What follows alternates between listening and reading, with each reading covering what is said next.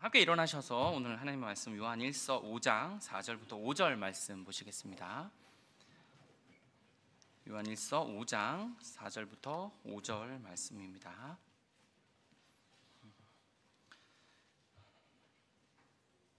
함께 읽겠습니다. 요한 1서 5장 4절부터 5절 말씀입니다. 시작.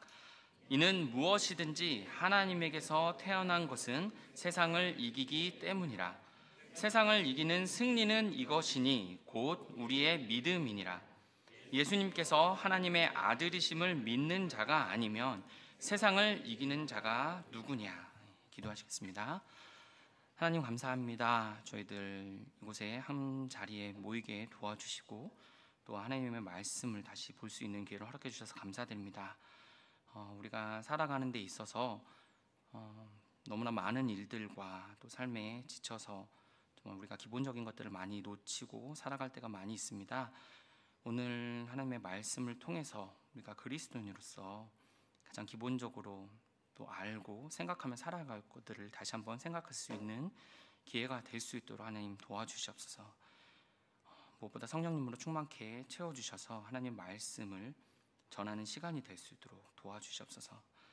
그리고 지금 제주도에 계신 목사님과 또 사무엘 목사님 또 학생들 그 여정을 하나님 함께 해주셔서 또 귀한 시간 잘 보내고 또 안전하게 내일 또 올라올 수 있도록 도와주시옵소서. 이 모든 말씀 예수님의 이름으로 기도드렸습니다. 아멘.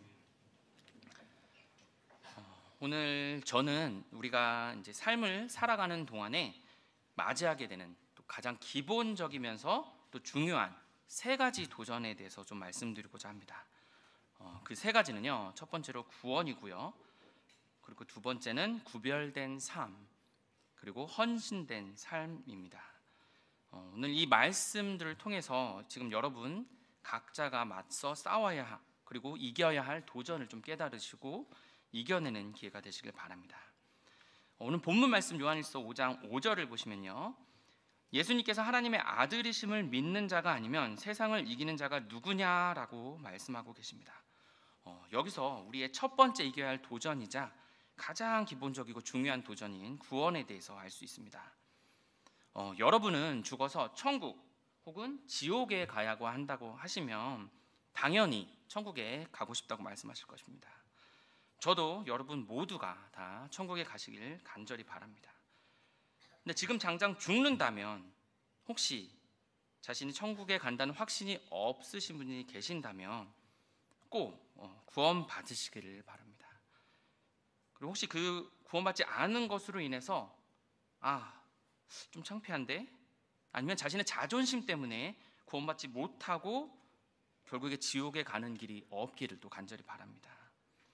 여러분의 부모님이 구원받으셨다고 해서 여러분 자신이 구원받는 것은 아닙니다. 구원은 개개인의 문제이며 다른 사람이 여러분을 대신해서 구원받을 수는 없습니다. 그러면 첫 번째 도전인 구원에 대해서 잠시 살펴보자 합니다. 첫 번째로 이 구원이라는 것에 대해서 여러분의 생각이 아닌 성경적으로 올바른 구원관을 가지시길 바랍니다. 디모데후서 1장 9절에 이렇게 말씀하십니다. 그분께서 우리를 구원하시고 거룩한 부르심으로 부르신 것은 우리의 행위에 따른 것이 아니요 자신의 목적과 은혜에 따른 것인데 라고 말씀하셨어요. 우리가 구원받는 것은요, 바로 하나님의 목적과 은혜에 따라서 구원받는 것이지 우리의 행위에 따라서 받는 것이 아니라는 것입니다. 또한 에베소서 2장 8절을 보시면요, 너희가 믿음을 통해 은혜로 구원을 받았나니 그것은 너희 자신에게서 난 것이 아니요 하나님의 선물이니라 라고 말씀하셨습니다. 여러분 자신이 아무리 착하게 살고 아무리 좋은 일을 많이 했다고 해도 구원받지 않았다면 지옥에 갈 수밖에 없습니다. 교회에 다닌다고 해서 또 자동적으로 구원받는 것도 아닙니다. 그렇다면 어떻게 구원을 받는 것일까요? 아주 쉽고 간단하게 좀 설명해 드리겠습니다. 먼저 우리가 죄인임을 알고 그것을 인정해야 합니다. 로마서 3장 10절에서요, 이것은 기록된 바 의로운 자는 없나니 단 한 사람도 없으며 라고 말씀하시고, 23절에 보시면 모든 사람이 죄를 지어 하나님의 영광에 이르지 못하더니라고 말씀하셨습니다. 의인이 아무도 없다는 것은요, 저도 의인이 아니고 여러분도 의인이 아니라는 것입니다. 이 말씀은요, 우리 모두가 다 똑같이 죄인이라는 것입니다. 우리 아이들을 보시면요, 정말 갓난 아이, 너무나 귀엽고 아이들이 점점 자라갑니다. 그리고 뭔가 움직이고 행동을 하게 돼요. 근데 어느 날 그 갓난 아기가 걸어다니는 아기가 뭔가 잘못을 해요. 그때 그 아이를 보면 어떻게 합니까? 마치 아무 일도 없었던 것처럼 그렇게 행동하죠. 그리고 그 아이들이 좀 자라서 말을 하기 시작할 때 어떤 일이 일어나죠? 여러분들이 여러분의 자녀에게 혹시 이렇게 가르치신 적 있나요? 자, 얘들아, 너희들이 뭔가 잘못했을 때 들킬 것 같으면 자, 이렇게 하는 거야 하면서 내가 하지 않았고 제가 했어요, 오빠가 했어요, 이런 식으로 하는 것이 거짓말이란다. 이런 교육을 혹시 시켜보신 분 계십니까? 없죠. 근데 아이들은 어떻게 하나요? 너무나 자연스럽게 거짓말을 합니다. 이것은 바로 우리가 죄인으로 태어나서 그렇게 살아간다는 것을 자연스럽게 보여주는 것입니다. 그래서 우리가 어린아이부터 어른처럼 다 모두가 죄인이기 때문에 이 천국에 가는 방법을 알아야 하는 것입니다. 두 번째로 이 죄의 값이 있다는 것, 즉 죄인이기 때문에 지옥에 갈 수밖에 없다는 것을 알아야 합니다.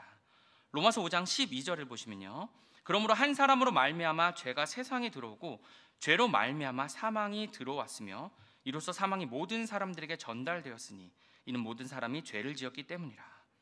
이 여기서 나오는 사망은요, 육체적인 사망과 영적인 사망을 뜻합니다. 로마서 6장 23절의 앞부분만 보시면 죄의 싹은 사망이라고 또 말씀하고 계십니다. 요한계시록 20장 14절을 보시면 사망과 지옥이 불호수에 던져졌더라, 이것이 둘째 사망이니라 라고 말씀하셨습니다.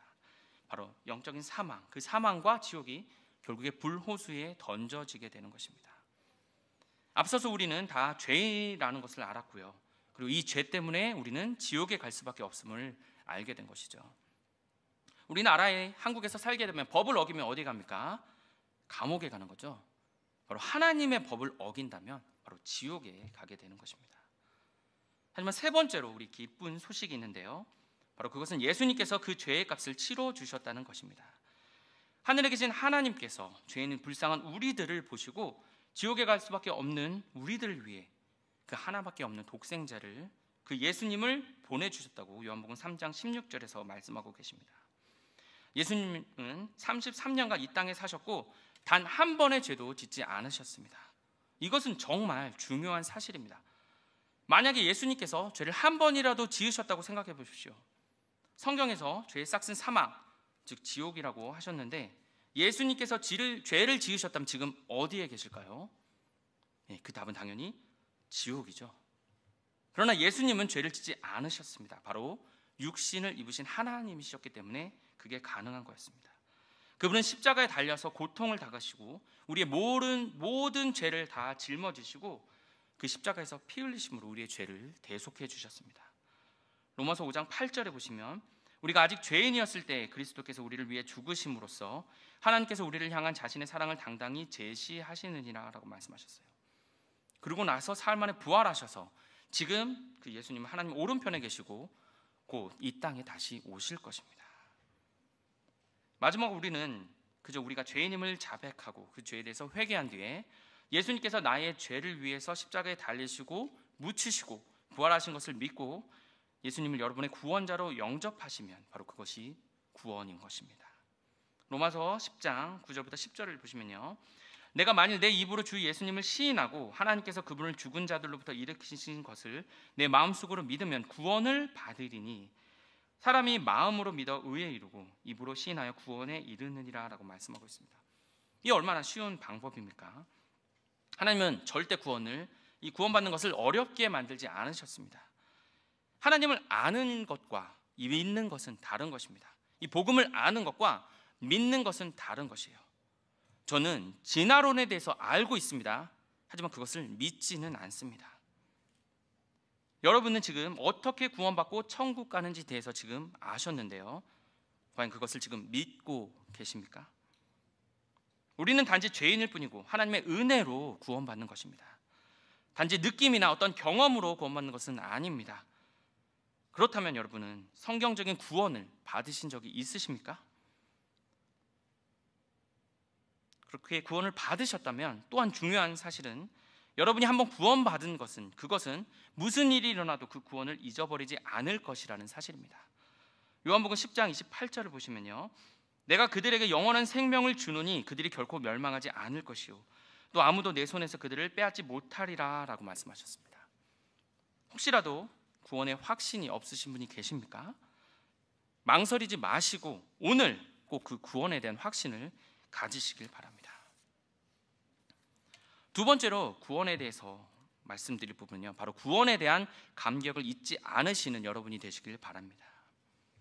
여러분은 지금 구원받은 감격을 가지고 살아가고 계십니까? 하나님께서 여러분을 구원해 주신 것에 대해서 항상 감사하십시오. 십자가에 달리신 주님의 희생에 대해서 감사하십시오. 우리는 단지 주님의 은혜로 구원받은 죄인일 뿐입니다. 여러분은 항상 기뻐하라는 말씀을 잘 알고 계실 것입니다. 그렇게 하기 많이 힘들 수도 있죠. 그렇게 기뻐할 이유가 없다고 혹시 생각하시나요? 하지만 우리는 구원받은 사람입니다. 그 구원받은 사실로 인해서 우리가 기뻐할 수 있는 것입니다. 나는 죽어서 천국에 갈 것이다. 이것보다 더 기쁜 일은 없을 것입니다. 나 같은 죄인 살리신 주 은혜에 놀라와 잃었던 생명 찾았고 광명을 얻었네. 여러분의 그 첫사랑을 기억하십시오. 요한계시록 2장 4절을 보시면요, 그럼에도 불구하고 내가 너를 책망할 것이 조금 있나니 이는 내가 내 처음 사랑을 버렸기 때문이라. 하나님께서는요, 우리의 첫사랑을 회복하고 항상 기억하실 것을 원하십니다. 저는 1988년 5월 20일에 구원을 받았습니다. 수요일 저녁이었는데요, 그 수요일 날 제가 다니던 교회 목사님께서 지옥에 관한 말씀을 전하셨어요. 제가 8살이었는데 집으로 돌아오는 차 안에서 계속 불안한 겁니다.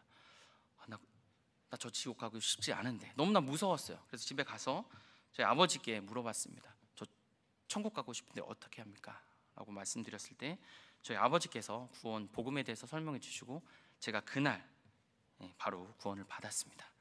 그날이 저의 영적인 생일이 되었어요. 벌써 36번째 영적인 생일을 제가 지났습니다. 여러분은 그 첫사랑을 기억하십니까? 처음 구원받은 날 혹시 그 장소를 기억하십니까? 육체적인 생일만 챙기지 마시고 이 영적인 생일도 기억하시고 하나님께 감사드리시길 바랍니다. 세 번째로요, 이 첫 번째 도전인 구원에 가서 마지막으로 여러분께 말씀드릴 것은 바로 다른 사람들의 구원, 즉 잃어버린 혼을 기억하시라는 것입니다. 여러분은 성경적인 구원에 대해서 아셨고 또 구원받은 감격을 가지고 계십니다. 맞습니까? 그 다음은 무엇일까요? 바로 그것은 여러분 주위에 잃어버린 혼에 대해서 생각하시고 그 혼의 구원을 위해 기도하고 또 복음을 전하도록 노력하는 것입니다. 구원받은 사람으로서 우리는 사람들에게 복음을 전해야 할 책임을 가지고 있습니다. 단지 목사님들, 선교사님들의 책임이 아닙니다. 이것은 또한 우리 그리스도인 각자의 책임이기도 합니다. 저는요 8살 때 구원을 받았다고 말씀드렸죠. 그리고 나서 제가 15년이나 지난 후에 바로 신학교에 가서야 처음으로 다른 사람에게 복음을 전해봤습니다.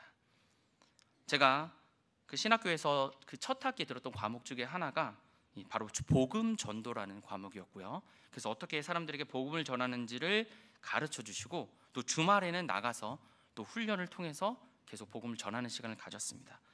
사실 몇 주 동안은 아무 말 안 하고 그냥 따라만 다녔는데 어느 날 같이 저를 도와주던 친구가 같이 놀이터에 갔어요. 그래서 아이들이 놀고 있는데 거기서 아이들에게 이야기를 같이 놀아주면서 이제 복음을 전할 기회가 되었습니다. 그러면서 그 친구가 4명 중에 3명을 데리고 가고 1명을 저에게 맡기고 가버렸어요. 어떡하지? 이제 고민을 하는 가운데 영어도 잘 사실 못하는 상황이었는데 그 영어 복음 전도지를 가지고 자 한번 읽어보자 해서 제가 같이 쭉 읽었어요. 그리고 나서 이렇게 해서 천국에 갈 수 있게 되는데 혹시 구원받고 싶니? 라고 물었는데 정말 희한하게도 제가 영어 발음도 좋지 않은 상태였는데 그러겠다고 하는 거예요.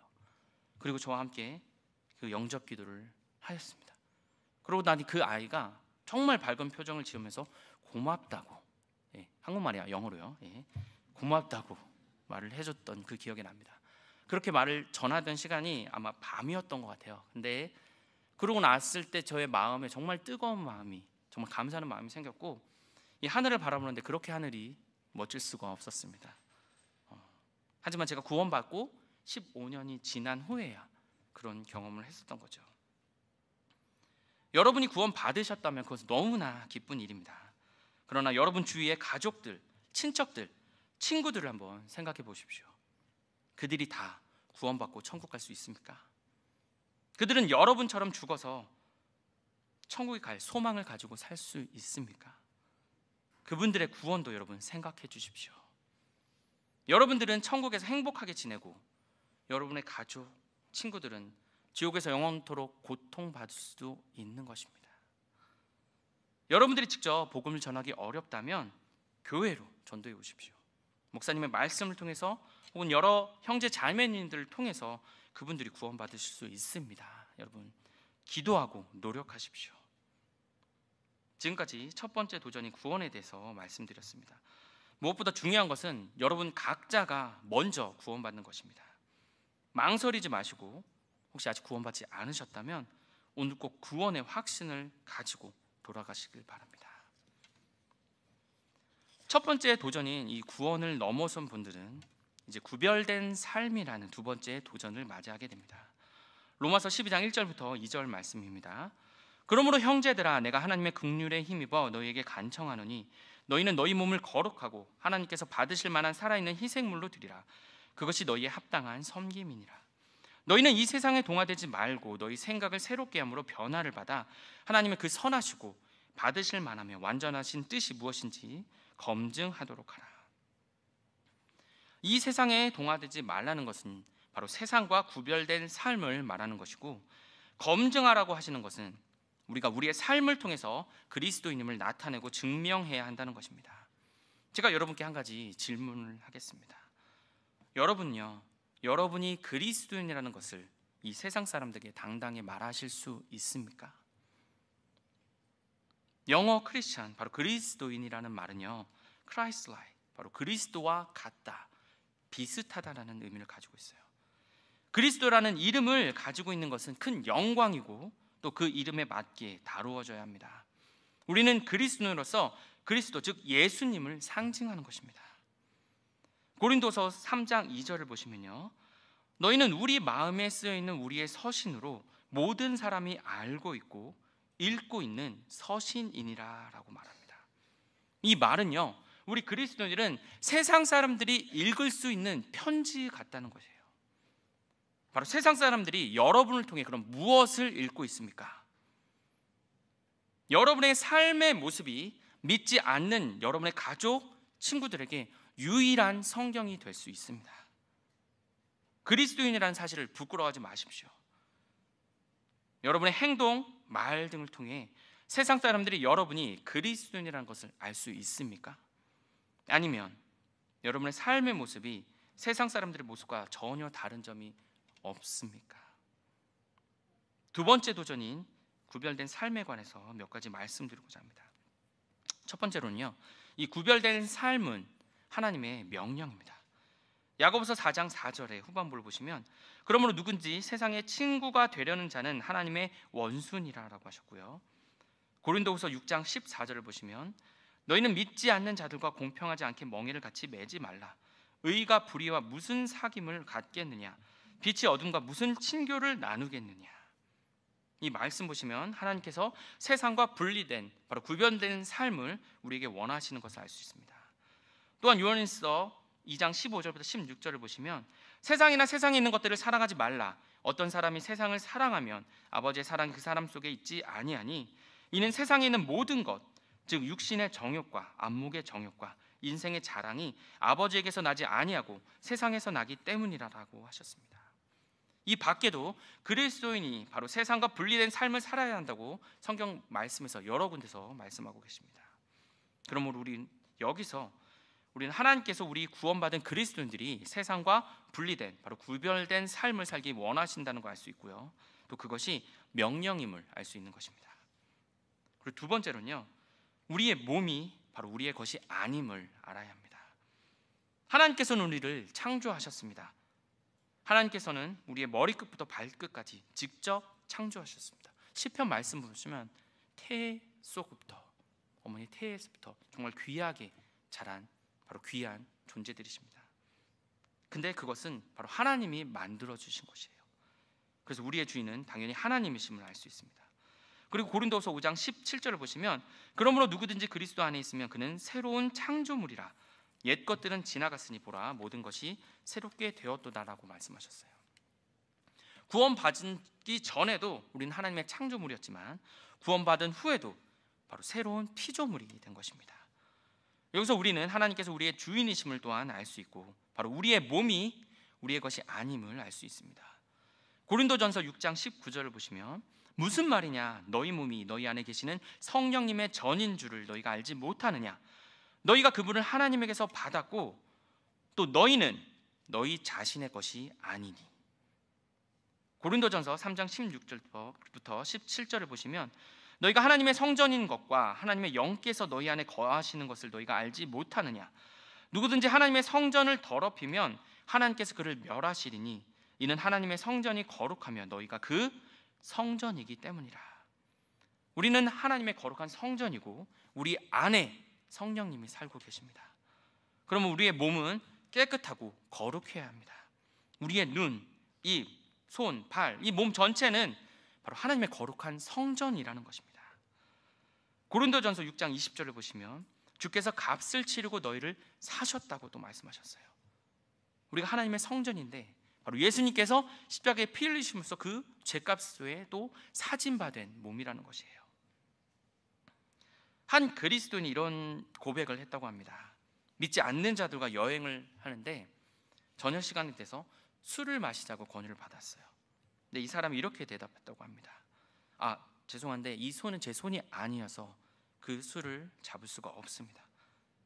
그리고 제 목이 저의 것이 아니에요. 하나님의 것이기 때문에 제가 술을 넘길 수가 없습니다. 제 배는요 저의 것이 아니고 하나님의 것이기 때문에 그 술을 담을 수가 없다고 말했다고 합니다. 이것은 우리의 몸이 바로 우리의 것이 아님을 정확하게 말하고 있는 것입니다. 그러므로 그리스도인은 자신 있게 말할 수 있어야 합니다. 나의 몸은 하나님께 속했다. 나의 몸 전체는 내 것이 아니다. 바로 하나님의 것이다라고요. 그러므로 내가 원하는 것을 먹거나 내가 좋아하는 것을 하거나 내가 원하는 곳에 가거나 내가 하고 싶은 말을 하는 것이 아니라 하나님께서 원하시는 것을 내가 먹고 하나님께서 원하시는 곳에 가고 하나님께서 원하시는 말을 해야 한다는 것입니다. 고린도전서 10장 31절을 보시면 그러므로 너희가 먹든지 마시든지 무엇을 하든지 모든 일을 하나님의 영광을 위하여 하라고 하셨어요. 바로 우리의 몸은 하나님의 것이기 때문에 이 몸으로 하나님께 영광을 돌리셔야 됩니다. 바로 세 번째로는요, 세상 사람들은 우리 그리스도인이 믿지 않는 사람과 다를 것을 기대하고 있습니다. 조금 전 제가 처음 도전이 구원에 관해서 말씀드리면서 여러분 주위 사람들의 구원에 대해서 말씀드렸습니다. 여러분들이 그들의 혼을 얻는 좋은 방법이 있는데요, 그것은 여러분들이 그리스도인으로서 본을 보이고 변화된 구별된 삶을 사는 것입니다. 디도서 2장 7절을 보시면요, 모든 일에 너 자신을 선한 행위의 본으로 보이라고 말씀하셨어요. 구원받기 전과 그 후에 변화된 삶을 통해 그리스도인의 좋은 향기를 나타낼 수 있습니다. 제가 한국에서 대학을 다닐 때 과 친구 한 명 있었어요. 그 친구가 이제 저희 교회에서 청년 집회를 했을 때 제가 초대를 해서 그 친구가 가게 됐는데, 그 친구가 저의 초대를 이제 받아준 이야기를 나중에 해줬어요. 그 친구가 했던 말이 기억납니다.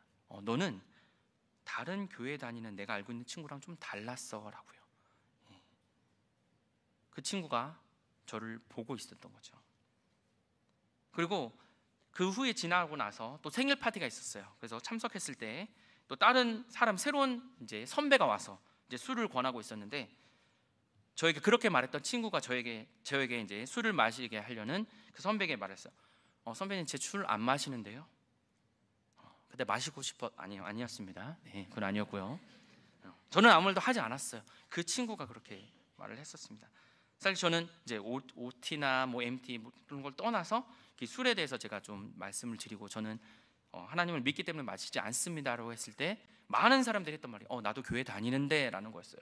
그래서 저는 다른 말을 하지 않고 이렇게 고백했었습니다. 저는 하나님께 제가 약속했습니다. 저는 하나님께 약속했어요. 저는 술을 마시지 않겠다고요. 그래서 다른 교회 다닌 사람이 어떻게 하든 그런 것은 그들의 믿음이지만 저는 하나님께 마시지 않겠다고 해서 제가 마실 수가 없습니다라고 고백을 했었습니다. 그 친구가 그것을 기억했었던 거죠. 성경에 이 술에 대해서 특히 영어 성경에서는 와인으로 나타나와 있죠. 한글로 포도주 혹은 포도즙으로 번역되었습니다. 성경에서 이 술을요 바라보지 말라고 하시고 또 부정적으로 이해하는 것은 이 와인은 다 포도주, 바로 술입니다. 하지만 예수님께서 만드셨고 또 마시신 것은 바로 포도즙인 거예요. 그리스도인이라면 바로 술을 마셔서는 안 되는 것입니다. 그렇다면 담배는 어떤가요? 성경 시대에 담배가 없었으니 그리고 그것을 피지 말라고 나와 있지 않으니까 괜찮은 걸까요? 한번 이렇게 생각해 보세요. 교회에서 담배를 핀다. 어떻습니까? 상상할 수 없죠. 믿지 않는 사람들도 교회에서 담배를 피려고 아마 생각하지는 않을 거예요.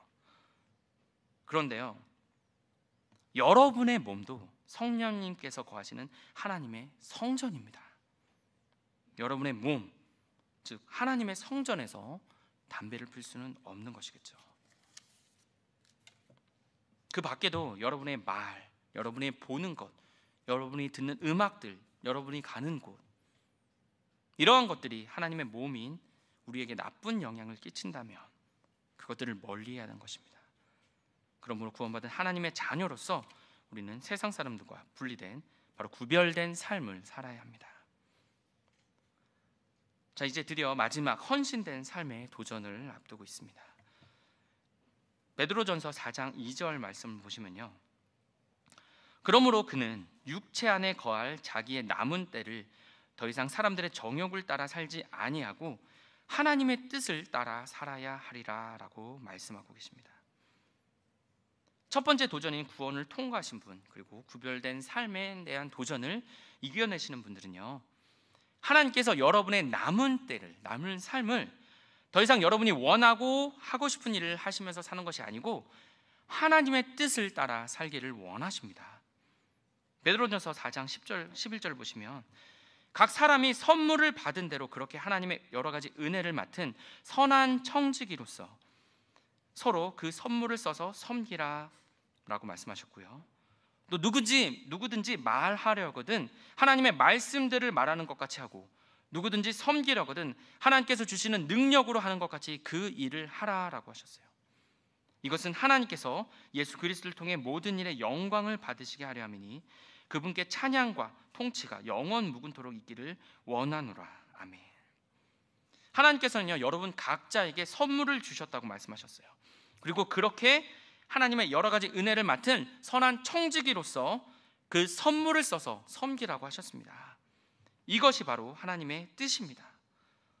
11절을 다시 보시면요, 누구든지 말하려거든 하나님의 말씀들을 말하는 것 같이 하고 섬기려거든 하나님께서 주시는 능력으로 하는 것 같이 그 일을 하라라고 말씀하셨어요. 하나님께서 이 말씀을 목사님과 또 선교사님들께만 하신 것이 아닙니다. 바로 그리스도인 모두에게 말씀하셨어요. 하나님께서 모든 그리스도인을 목사나 선교사, 이런 풀타임 사역자로 부르는 것은 아니시지만 하나님께서는 바로 우리 그리스도인을요 풀타임 그리스도인으로 부르셨습니다.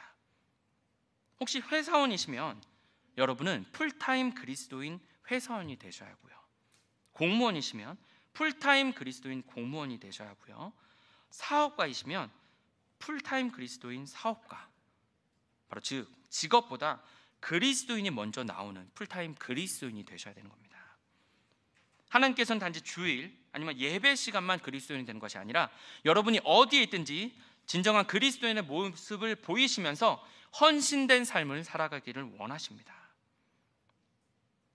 그렇게 하기 위해서요, 첫 번째로요, 하나님을 여러분의 삶 속에 항상 포함시키십시오. 제가 구별된 삶에 관한 도전에 대해서 말씀드릴 때 여러분께서는요, 세상 사람들에게 바로 여러분이 그리스도인이라는 걸 말하실 수 있는지를 제가 물었었죠. 그렇다면 거기에 추가돼서요, 이 말을 항상 어디서나 어디에서나 하실 수 있으실까요? 예레미야 2장 6절과 8절에 반복되는 바로 주님께서 질문하시는 것이 있는데요, 바로 주께서 어디 계시느냐라는 문구가 반복되고 있습니다. 세상 사람들이 여러분을 보면서 주께서 어디 계시냐고 묻는다면 어떻게 대답하시겠습니까? 여러분의 행동에 그 하나님을 포함시키십시오. 골로새서 3장 17절을 보시면요, 또 너희가 말이나 행위로 무엇을 하든지 모든 것을 주 예수님의 이름으로 하며 그분을 의지하여 하나님 곧 아버지께 감사를 드리라. 무엇을 하든지 모든 것을 주 예수님의 이름으로 하라고 하셨어요. 고린도후서 6장 4절입니다. 오히려 모든 일에 우리 자신을 하나님의 사역자로 입증하되 많은 인내와 고난과 궁핍과 곤경과, 모든 일에 우리 자신을 하나님의 사역자로 입증하라고 하셨습니다. 또한 여러분의 생각에 하나님을 포함시키십시오. 나는 그리스도인으로서 하나님과 얼마나 그리스도와 닮았을까? 이것이 하나님이라면 하실 것인가? 하나님 앞에서 이 일을 하는 것이 바람직한 것인가? 스스로에게 이런 질문들을 지속적으로 하십시오. 시편 4절에서요, 이 사악한 자는 그의 모든 생각 속에는 하나님이 없다고 말하고 있습니다. 믿지 않는 사람들은요, 무엇이든지 자신이 원하는 것을 하고요, 원하는 생각을 합니다. 하지만 믿는 사람들은 빌립보서 4장 8절에 이러한 것들을 생각해야 돼요. 끝으로 형제들아, 무엇이든지 진실한 것과 무엇이든지 정직한 것과 무엇이든지 의로운 것과 무엇이든지 순수한 것과 무엇이든지 사랑스러운 것과 무엇이든지 좋은 평판이 있는 것과 덕이 되는 것과 칭찬이 되는 것이 있거든 이런 것들을 곰곰이 생각하라.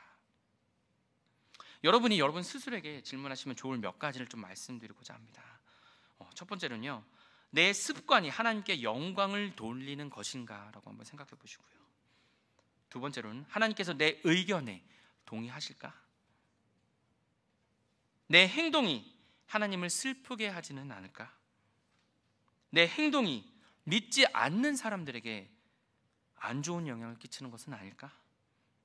이렇게 하는 것이 하나님께 가치 있는 것일까? 이 헌신된 삶의 두 번째 생각은요, 바로 하나님께서는 여러분 각자를 위한 계획을 가지고 계신다는 것입니다. 이미 베드로전서 4장의 말씀을 통해서 하나님께서는요, 우리가 하나님의 뜻을 따라 살기를 원하신다고 말씀드렸습니다. 하지만요, 우리 자신도 다윗처럼 하나님의 뜻대로 사는 것을 원해야 합니다. 시편 40편 8절 말씀에요, 오 나의 하나님이여, 내가 주의 뜻 행하기를 기뻐하오니 참으로 주의 법이 내 마음속에 있나이다 하였나이다. 우리는 이 하나님의 뜻을 찾아야 합니다. 예수님의 고백이 여러분의 고백, 바로 우리의 고백이 되어야 합니다. 요한복음 5장 30절에요, 나는 아무것도 스스로 할 수 없노라. 나는 듣는 대로 심판하노니 내가 내 뜻을 구하지 아니하고 나를 보내신 아버지의 뜻을 구함으로 내 심판은 의로우니라. 하나님의 계획이 우리의 삶의 목적이 되어야 합니다.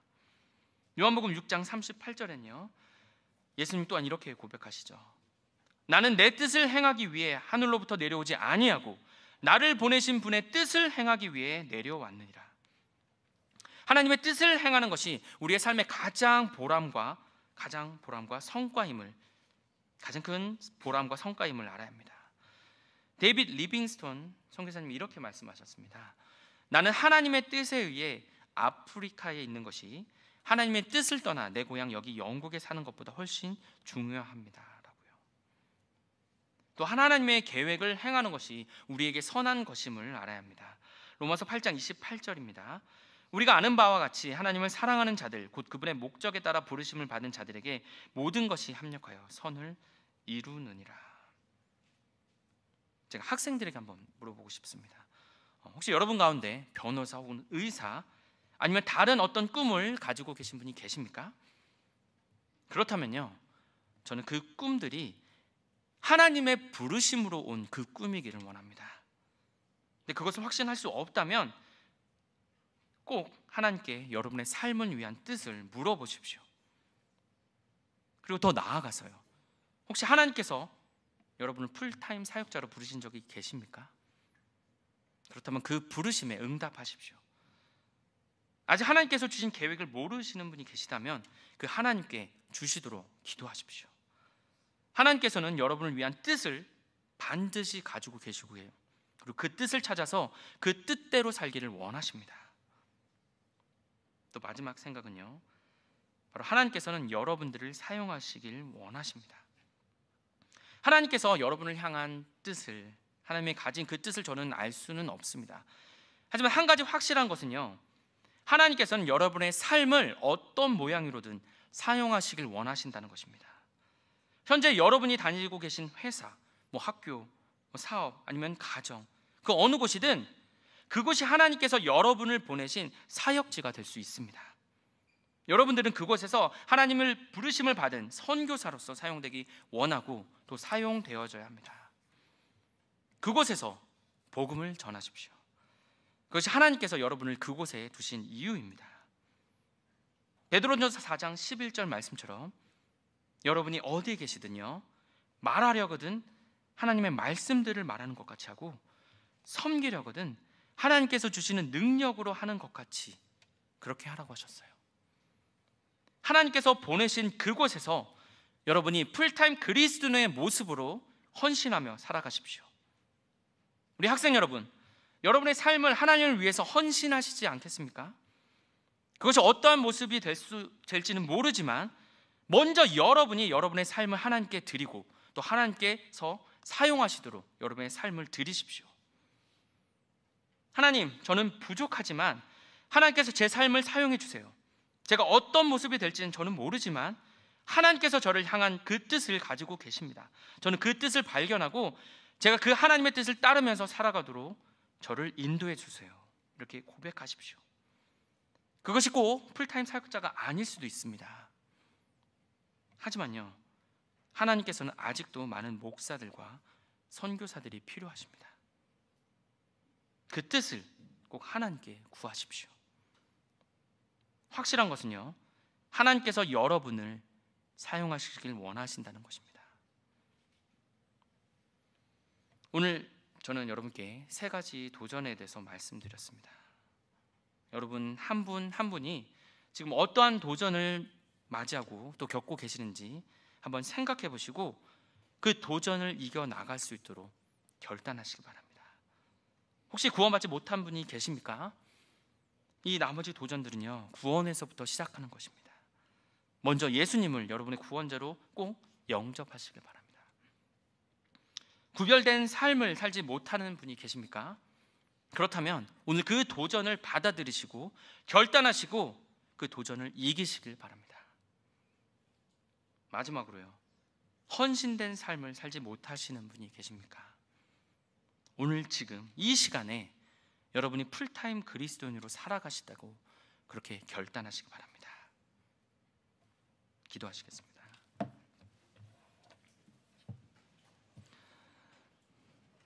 하나님 아버지, 감사합니다. 무엇보다 저희 삶에서 저 하나님을 또 예수님을 우리의 구원자로 영접하고 구원받은 삶을 살아가고 있음에 감사드립니다. 하나님, 하지만 우리가 그 구원에 대해서 너무나 소홀히 여기고 그 감사함을 모르고 살아가지는 않는지요. 우리가 그 첫사랑을 기억하고 매일매일 감사하는 삶을 사는 저희가 될 수 있도록 도와주시옵소서. 하나님, 혹시 저희가 구원받은 가운데에서도 세상과는 전혀 다르지 않는, 구별되지 않는 삶을 살고 있습니까? 하나님, 저희 삶을 인도하시고 사용하셔서 그 구별된 삶을 살도록 저희를 도와주시옵소서. 하나님, 저희가 이 세상을 살아가면서 그리스도인으로만 살아가고 풀타임으로 정말 24시간 내내 365일 정말 그리스도인으로 헌신된 삶을 살아가지고 있지 않고 있습니까? 하나님, 저를 도와주셔서 저희 삶이 하나님 앞에서 헌신된 삶이 될 수 있도록 도와주시고, 무엇보다 저희의 삶을 사용하여 주시옵소서. 이 모든 말씀 예수님의 이름으로 기도드렸습니다.